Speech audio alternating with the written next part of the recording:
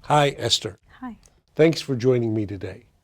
The purpose of this segment is to introduce one of the central skills we hope you and your fellow students will master in this course: strategic options memos. Strategic options memos are a form of communication widely used in government, in corporations, and NGOs. Strategic options memos summarize succinctly for the decision maker what she should have in front of her as she faces a challenge and tries to address it, and helps one identify three distinct strategic options for meeting the challenge. So in this course, you'll learn one basic format for a 3-page strategic options memo, or the short form, a 1-page strategic options outline. Graduates of the course have found this skill one of the most useful as they've gone on to positions of responsibility in the national security arena, but also in governments around the world. And I get an email every week from somebody saying how this was helpful in doing some assignment. In fact, I think when you had your internship at NATO, you said it was useful for you. So on the course page, we've posted the format for a strategic options memo and provided guidelines for filling each of the sections in the memo, almost as if you were painting by the numbers, as well as some guidelines or standard operating procedures about how long the memo should be, what font it should be used in, etc. So any questions before we get started? What kind of feedback do you hear from students after they graduate? Do they use the memo format in their jobs? Well, I would say, particularly for new people on the job, having a strategic options memo format has been extremely useful, because as a fellow who's working for the Israeli Prime Minister sent me a note last year, and he was saying, gee, when I came there, I provided a memo like this, and everybody said, this is amazing. Seems much clearer than the format they were using. Now, of course, different bosses and different offices have different set of expectations and different formats. So as you go to a job, figure out what the boss's requirements are and address them in terms that she's familiar with. But a good place to start is with the logic of a strategic options memo. And if you have no other guidelines, that's what I would do. So let's get started with lesson 1. So lesson 1, this is a big lesson. Read the instructions carefully. The surest way to fail to meet your boss's expectation is to answer the wrong question. And the second is to answer it in a form that she doesn't like. I always remember my first job in government as a summer intern at the Department of Defense. My boss asked for a memo on strategies for preventing the spread of nuclear weapons, and assumed that I might be smart enough to figure out how to present whatever the assignment was in a form that he liked. So I worked furiously over the weekend. I submitted what I thought were 20 tightly reasoned, well-argued pages, answering his question as best I could. He never read the memo. Indeed, when I gave it to his executive assistant, he gave it back to me and he said, wait a minute, our boss never reads anything longer than 3 pages. So I went back to try to get my thing into 3 pages. Another boss I once had would write on it, 3 pages. I'm assuming that you mean that I read the first 3 pages unless you tell me otherwise. So much for my 20-page memo. Well, that's understood, and I'm so sorry that was your experience. It was not that painful. Are all the memos in this course 3-page memos, or do they get mixed up a little bit? Well, in this course, we do 2 things. 1, 3-page memos and 1-page outlines, which are basically a very short form of the same thing. Okay. So, lesson 2, form matters.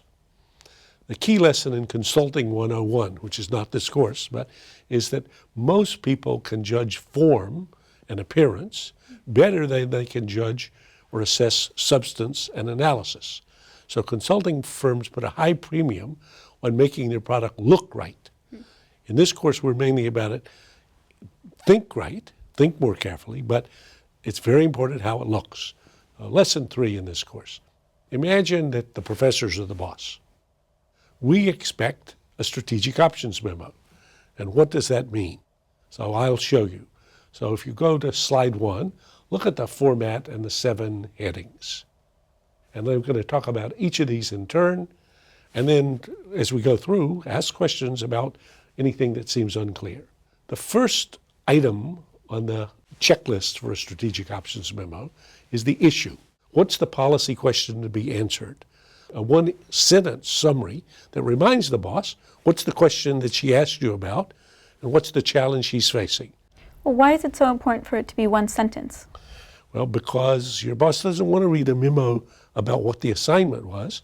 They want just a simple reminder that says, I asked you for an assessment of this and 3 options. That's all I need to tell you, not a chance for editorializing. Too many students and too many new people on the job decide this is an opportunity for me to write my essay. This is not an essay, this is a memo. Next, relevant national interests. This is a hard question. Why do we care? What specific national interests of the U.S. are engaged or impacted by the issue? And then how much do we care? And even worse, what do we care about more than other things that we care about? Now, from the perspective of American national interests, what matters more? Vital interests are conditions strictly necessary for safeguarding and enhancing America's survival and well-being in a free and secure nation. So if that's the foundation, using that framework, we then look at other national interests that are impacted by a specific challenge in whichever case. So that's the third item. Analysis is the next item on the checklist. Answer the question, what's the shape of the challenge? What about the dynamics of the challenge? What about the drivers and trend lines? Not as a history lesson, but as an analysis. So I always remind people, diagnosis precedes prescription. Until the dynamics of a pathology have been understood, choosing an appropriate intervention violates Hippocrates' rule. So an analysis is a reminder of the causal factors and the driving trends that the busy decision maker may not be thinking about vividly in the context of the assignment at hand. Next comes operational objectives, and this is optional. Some memos include it, some don't, and it depends on the circumstances. But in the case in which you're including operational objectives, given the interests, the threats, the opportunities, the capabilities that can be mobilized, in many cases it's useful to summarize this in 1 or 2 operational achievable objectives to advance America's national interests identified in addressing the challenge. Why is this part optional? Well, because in some instances it's such a general topic that one may want to simply be serving and advancing and protecting national interests. In others, it helps make it more concrete to have an operational objective against which you then design your strategic interventions. So if we think about the ISIS case and President Obama's speech on the topic, he summarized for him what are the operational objectives, namely to degrade and destroy ISIS. So you could imagine some other alternative. In other cases, when we're dealing, for example, in our China case, with a much larger issue, it's pretty difficult to summarize that into 2 operational objectives, so it can be a more general. Next comes strategic options. So again, in this course, 3 distinct alternatives. What are the major strategic alternatives for addressing the challenge? And then for each of them, what are the pros and what are the cons? Every option has some advantages, but also has some disadvantages. So here, 3 alternative strategies for achieving the operational objectives, if we have them, or advancing our national interests, if it's in a more generic form. Now, each of these should have a brief label that captures what it is, so I know what's option 2, not more than option 2, what's the name of it, and each of them should attend to both pros and cons. One of the things not to do is not to have the 3 options be, in effect, what's called a sandwich memo, in which the first one is nuclear war, and the third one is surrender, and the middle one is the one that you prefer. So each one of the options should be a real option, which you think is the best version of the case you can make for that option. 7th, you need to have a recommendation. So it should be concise, clear, right to the point. one sentence, I recommend option 2, which is to do this. Don't hedge. Don't say, well, we could do 2 and 3, but half of this and half of that. Here, I recommend 2, or I recommend 1, or I recommend 3. So I guess hybrid kinds of recommendations wouldn't necessarily be possible, where you sort of have a little bit of option 1, maybe a little bit of option 2 as a third option or a recommendation. Well, that certainly is something that students are always tempted by, because that way it all seems good, and so we have a little of this, a little of this. No, actually, if some hybrid is the best option, make that a different option. Okay. So you can have 4 options if you want, but in any case, what you're recommending ought to be clear, not take a little bit of this, take a little bit of that. The decision maker asks you, what is my best option? Finally, after you've chosen that, you need to have a section on implementation, not long, but in any case, a brief summary of initial steps that a policymaker would take to implement the option if she chose it. So, for example, that could include consulting with allies, or positioning forces, or engaging Congress. And where feasible, it's useful to have some indicators of the effectiveness of the options that might be chosen, or some early clues about whether it's succeeding or needs to be changed. Because most strategies and plans are good enough until you get to the battlefield, and then the adversary or competitors get to make their choices. There's a lot of interaction, and therefore oftentimes need for revision. The last slide reminds us that memos should be no longer than 1,800 words. So again, one of the things that people sometimes want to do is, well, I'll just shrink down the font so small that a person like me can't read it. No, font in the SOP tells you what size. 1,800 words is 3 pages. And similarly with respect to the outlines, 1 page and 600 words, no exceptions. So on a final point, as we progress in this course, we'll drill down in future segments on each of these elements in the Strategic Options Memo. So in one of the cases, we'll talk more about national interests. In another, strategy.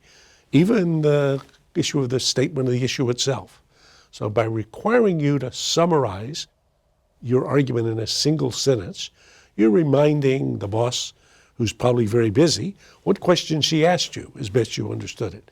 And you're attempting to answer it.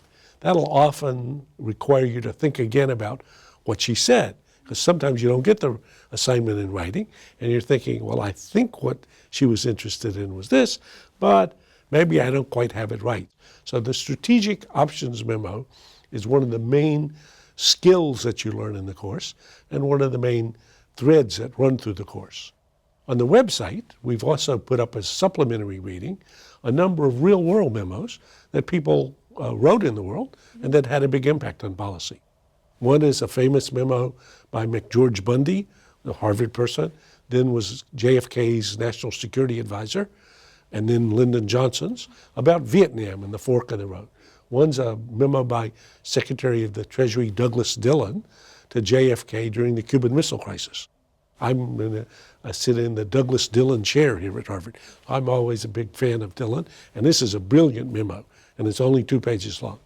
Another is a memo that I wrote to Colin Powell when he was chairman of the JCS back in 1991 about loose nukes in the Soviet Union, as I had the feeling that the Soviet Union was on the verge of collapse. So none of those memos fit exactly the format we teach in this course. Each one of them has many similarities as well as some differences. But as you look at the material on the course page and you think about, for example, what you would advise President Obama to do about ISIS, be sure you follow for this course the format and the instructions. Well, thank you so much for all of that advice and for teaching me how to write a strategic options memo. Well, I'm very lucky to have such a good student.